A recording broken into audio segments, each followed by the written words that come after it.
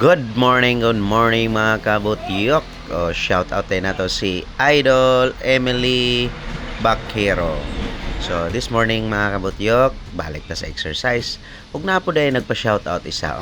Palihog lang kog basa aning gi comment sa ato ang Idol ACD Masuhid. So morning exercise every day mga kabutyok para healthy ta always, no? Arong ma-maintain na to ang ato ang lawas nga maayo ang circulation sa ato ang dugo. Samot na karon sa ato ang mga gipangkaon nga daghan na kaayog mga preservatives, wa ta kabalog ang mga gulay pod ba nga atong mga gipangkaon is fresh ug organic ang gamit. Kay kasagaran man god fertilizer, herbicides, mga kuan, spray ana. So maapil po na natong kaon. Mao nang kinahanglan gyud nga mga toxin sa atong lawas mapagawas nato pinaagi sa ato ang pagpasingot everyday.